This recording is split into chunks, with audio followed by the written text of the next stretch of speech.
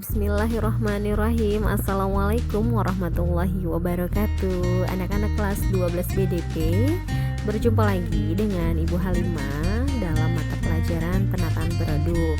Saat ini kita review kembali atau mengulas kembali materi yang sudah kalian dapatkan di kelas 11 BDP.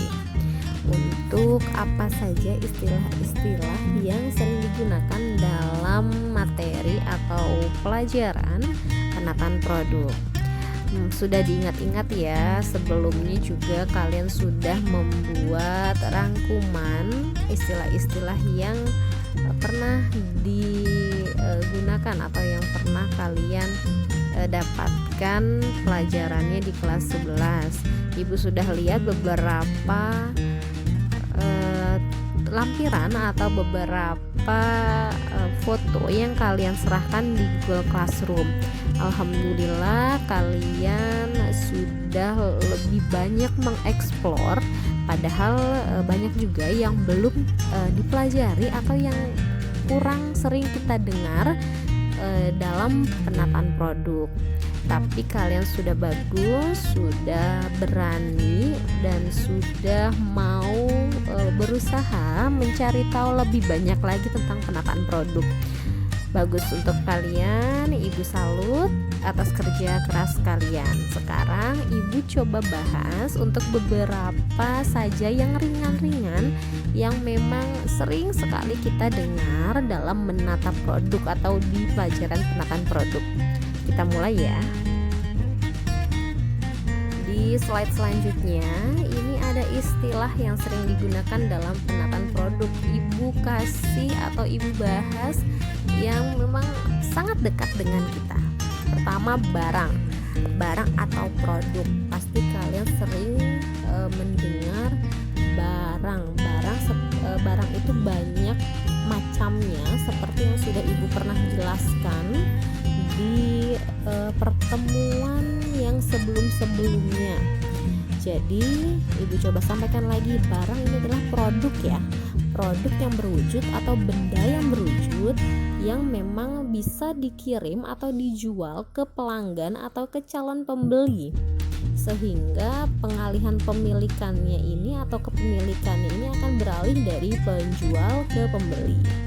Kemudian barang, ada juga jasa, dan memang jasa ini sering kita dengar tapi tidak dalam pelajaran penataan produk, karena di penataan produk tidak ada jasa yang ditata. Paling untuk jasa ini adalah dijual belikan. Tapi tidak apa-apa, Ibu coba jelaskan lagi, jasa ini tidak berwujud. Barang berwujud, kemudian jasa tidak berwujud. Kalian insya Allah sudah tahu semua. Tapi memang jasa ini dekat juga dengan kita untuk bahasan atau istilah yang sering kita dengar. Kita lanjut ke poin yang kedua, yaitu harga. Harga yaitu nilai uang. Nilai uang yang harus dibayarkan dari pembeli kepada penjual. Jadi sesuatu barang yang dijual ada harganya, kemudian atau nilai, kemudian yang dibayarkan oleh si pembeli kepada penjual. Ya, sudah paham ya untuk harga. Kita lanjut lagi di label harga atau barcode. Jadi harga ini tempatnya di mana sih atau dicantumkannya di mana sih? Biasanya jika barang-barang atau produk yang dijual mencantumkan harga itu di label. Ada juga yang mencantumkan harga itu di secari kertas, tapi memang ditempelkan di rak-rak atau di gondola yang di mana barang-barang tersebut diletakkan. Jadi label atau harga atau barcode yaitu bagian dari produk yang mencantumkan keterangan, kemudian gambar, kemudian juga nilai dari barang tersebut berupa informasinya sekitar itu, kemudian juga merek juga dicantumkan di label atau barcode tersebut. kemudian bisa juga informasi gizi misalkan untuk makanan atau minuman, kemudian tanggal kadaluarsa, kemudian isi produk atau kandungan yang ada atau komposisi yang ada di barang tersebut, kemudian juga keterangan legalitas, misal barang tersebut dikeluarkan oleh perusahaan apa, itu sudah ada atau sudah dicantumkan di label harga atau barcode. Jadi itu memang barcode berupa garis-garis saja, kemudian angka, tapi di dalam kode-kode tersebut mengandung atau terdapat informasi atau keterangan dari produk tersebut yang dijual. Jadi kalau kita sering dengar kata barcode tapi hanya sekedar garis-garis dan angka, jadi kita harus lebih meluaskan informasi atau pemikiran kita tentang barcode ataupun label harga. Jadi tidak hanya sekedar garis dan angka saja ya anak-anak. Kita lanjut ke planogram. Kalau kalian ingat-ingat pada saat kalian prakerin, kalian sering atau pernah menemukan planogram. Ini bagi kalian yang memang prakerinnya di perusahaan retail, seperti di Superindo atau di koperasi pos juga bisa, jika memang koperasi pos tersebut menggunakan atau memberlakukan adanya planogram. Planogram ini adalah sebuah diagram atau gambaran model atau susunan barang-barang yang harus diletakkan di gondola atau di rak tersebut. Jadi ada gambar, bisa print outan atau juga stiker yang dikeluarkan oleh toko untuk contoh susunan barang yang harus ditata di gondola tersebut. Itu namanya planogram. Jadi kalau kalian searching sendiri arti planogram itu apa, kalian juga tahu bagaimana bentuknya, pasti kalian sudah bisa memahami atau sudah pernah menemukan planogram itu seperti apa ya. Jadi nanti kalau misalnya ke Swalayan atau juga ke Indomaret atau ke Alfamart juga sebenarnya sudah bisa kalian temukan planogram itu bentuknya seperti apa, dan memang dipajang dan tidak disembunyikan dari pelanggan atau calon pembeli. Jadi bisa dilihat bebas seperti itu. Kita lanjut ke slide selanjutnya ya. Ada merchandise. Merchandise apa sih? Biasanya kita sering mendengar itu merchandise itu di kasir misalnya. Tapi memang sekarang tidak sering digunakan sih sebenarnya. Tapi pernah kita dengar merchandise adalah suatu hadiah. Maksudnya hadiah yang dikeluarkan oleh perusahaan tersebut untuk misalnya menarik perhatian calon pembeli, untuk juga menambah penjualan, pendapatan seperti itu. Jadi merchandise ini hadiah, bentuknya berupa barang atau misalnya juga berupa voucher atau nilai-nilai tertentu yang membuat tertarik pelanggan. Seperti itu. Kita lanjut, display. Display ini sangat dekat dengan kalian, sering sekali kalian dengar. Display adalah menata barang, pasti sudah tahu semuanya. Menata barang ini pun ada aturan-aturannya, nanti akan dibahas, masih ada di slide selanjutnya untuk cara-cara menata barang. Display itu untuk artinya simpelnya adalah menata barang di tempat tertentu. Tujuannya apa? Untuk menarik konsumen, yang sebelumnya sudah pernah Ibu bahas ya. Kemudian juga untuk memudahkan konsumen memilih-milih atau melihat-lihat barang yang diinginkan untuk dibeli.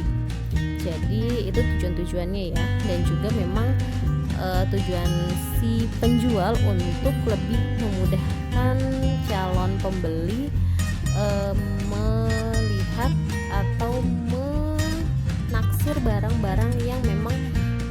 dibutuhkan ataupun sekedar melihat kemudian membeli, seperti itu. Kita lanjut grosir. Grosir adalah seseorang atau perusahaan atau juga maksudnya pedagang yang membuka usaha dagangnya, tapi memang diperuntukkan untuk pengecer atau pedagang kecil yang lainnya. Jadi grosir ini adalah usahanya yang lebih besar, yang mengumpulkan barang-barang lebih banyak dan juga harga lebih murah, dan untuk dibeli atau dialihkan atau dijual kepada pengecer atau juga pedagang yang lebih kecil, seperti itu. Jadi kalau misalnya kita belanja harga grosir ya gitu, harga grosir berapa, nah itu memang jika pembeli membeli barang atau produk lebih banyak, maka harganya akan lebih murah, itu sih maksudnya. Kita lanjut, ini adalah termasuk dari bagian barang-barang ataupun apa ya namanya, jenis-jenis barang dari barang itu sendiri. Misalnya di sini sudah ada consumer goods. Maksudnya consumer goods adalah barang yang dibutuhkan secara terus-menerus oleh pembeli atau masyarakat atau warga. Seperti apa, coba tebak? Bukan tebak sih, harusnya memang kalian sudah tahu, karena memang barang yang sering dibutuhkan rutin atau terus-menerus adalah barang yang memang sering kita beli. Misalnya ini tidak jauh berbeda dengan yang convenience goods, yaitu misalkan seperti barang air, kemudian beras, kemudian mie instan ya misalnya, atau kebutuhan rumah tangga lainnya, misalkan sabun, odol, sikat gigi, kemudian sabun cuci piring, terus juga makanan. Itu juga barang-barang yang memang dibutuhkan terus-menerus oleh masyarakat. Kemudian ada juga unsold goods. Ini artinya adalah barang yang sebenarnya nggak diketahui sama masyarakat atau calon pembeli, tapi jika memang ada yang memasarkan melalui pemasaran online atau diiklankan, kemudian iklan tersebut banyak yang melihat, nah akhirnya barang tersebut dicari dan juga dibeli oleh pelanggan, seperti itu. Maksudnya yang tidak terfikirkan terbeli akhirnya terbeli, itulah barang unsold. Kemudian ada convenience goods, itu yang seperti tadi Ibu sampaikan, tidak jauh berbeda dengan consumer goods. Jadi barang pokok yang memang dibeli untuk memenuhi kebutuhan hidup sehari-hari, beras, air, deterjen, sabun, permen, makanan, itu sudah termasuk dari convenience goods. Kita lanjut ke shopping goods. Shopping goods ini adalah barang-barang yang proses pemilihannya jadi dibanding-bandingkan dulu oleh konsumen, jadi sebagai alternatif yang tersedia, bisa harga, kualitas, atau model yang itu menjadi pertimbangan para pelanggan memilih barang yang akan dibeli. Itu termasuk shopping goods, seperti itu anak-anak. Kita lanjut ya ke specialty goods. Specialty goods, kenapa dibilang specialty goods? Artinya istimewa ya. Berarti ini adalah barang-barang yang memang tidak semua orang cari atau tidak semua orang beli. Contohnya adalah barang antik, kemudian misalnya parfum mahal, misalkan mobil limited edition, edisi yang terbatas ya kan, kemudian desain yang menakjubkan, kemudian juga bisa karya-karya pelukis, kemudian barang yang mahal yang termasuk mewah, misalkan kayak berlian juga itu termasuk dari specialty goods. Kurang lebih itu yang termasuk dari barang-barang bagian dari arti barang tadi yang di pertama Ibu jelaskan ya. Sekarang kita lanjut di slide selanjutnya. Ada distribusi atau distributor. Distribusi adalah perpindahan barang ya, perpindahan barang yang disalurkan dari produsen ke konsumen sehingga produknya itu bisa tersebar luas. Kemudian ada juga distributor. Distributor adalah orangnya yang menyalurkan barang tersebut. Jadi itu sudah kalian bisa ketahui atau sudah bisa kalian pahami sebelum-sebelumnya ya, karena memang sudah sangat dekat dengan kita untuk istilah tersebut. Nah, ini yang tadi Ibu sampaikan nih untuk penataan layout dari peletakan barang-barang. Ada shelving. Shelving, kalian masih ingat nggak? Dari kata self itu artinya rak. Jadi untuk istilah shelving artinya adalah menempatkan barang-barang pada rak-rak atau gondola atau dinding. Jadi meletakkan barang, istilahnya itu aja untuk simpelnya, sederhananya. Kemudian ada paging. Paging artinya mematok. Kalau dalam bahasa Inggris kan paging artinya mematok. Maksudnya adalah barang-barang yang kecil-kecil itu ditempatkan pada pengait yang dipasang di gondola. Kalau kalian pernah ke swalayan kemudian menemukan kok ini ada barang yang digantung di gondola padahal tidak sesuai dengan kategori yang ada di rak tersebut. Nah, itulah termasuk yang paging. Barang paging ya, barang peletakannya dengan cara paging. Kemudian juga ini meletakkannya dengan cara stacking. Stacking artinya menumpuk. Maksud dari menumpuk ini barang-barangnya besar, kemudian cara menyusunnya adalah ditumpuk di bagian bawah gondola. Jadi kalau misalnya pernah kalian ketahui untuk menyusun barang-barang itu yang berat-berat ada di bawah, itu termasuk cara menyusun barang dengan stacking, dengan menumpuk. Kita lanjut, ada hanging. Hanging itu artinya apa? Sudah ada yang sering mendengar dari hanger. Hanger kan artinya gantungan ya, penggantung. Jika hanging artinya gantung. Jadi barang-barang yang diletakkan caranya dengan digantung. Itu biasanya pakaian, baju, kemudian celana atau dasi, atau juga misalnya rok. Itu cara meletakkannya dengan digantung, di hanging. Oke, alhamdulillah semoga kalian sudah bisa memahami, karena istilah-istilahnya memang sangat dekat dengan kita dan Ibu bantu jelaskan lagi. Kemudian masih ada dua lagi nih, folding. Folding artinya melipat. Jadi barang-barang yang besar, posisi diletakkannya adalah dilipat dan diletakkannya di atas meja atau rak atau bak ya. Biasanya kalau kita lihat di swalayan bisa jadi seperti barang-barang diskon, itu juga bisa cara menaruhnya atau meletakkannya di folding. Kemudian juga celana atau pakaian dalam biasanya juga ada yang diletakkan di atas meja ataupun di rak ataupun di bak. Itu salah satu cara-cara meletakkan barang dagangan atau produk yang dijual. Terakhir nih, layout. Layout dari bahasa Inggris artinya adalah tata letak. Jadi tata letak dari suatu barang yang akan ditata untuk dijual di rak atau di gondola ataupun di etalase. Tapi juga sebelumnya harus konsepnya itu dari planogram tadi. Oke anak-anak, begitu kurang lebih yang bisa Ibu jelaskan, istilah-istilah yang sangat dekat dengan kita, kemudian juga yang nanti akan kita gunakan jika belajar tatap muka dan praktek. Jadi insya Allah kalian bisa lebih memahami jika sudah praktek nanti dan sudah tahu arti-artinya.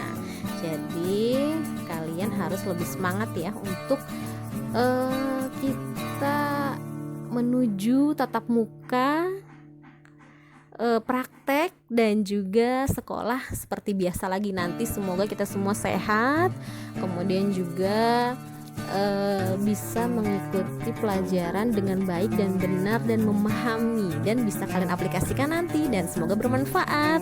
Baiklah, begitu saja yang bisa Ibu sampaikan. Terima kasih sudah mendengarkan penjelasan Ibu, dan juga selamat belajar, selamat berkarya. Apapun mata pelajarannya, tetap semangat. Terima kasih anak-anak 12 BDP. Wassalamualaikum warahmatullahi wabarakatuh.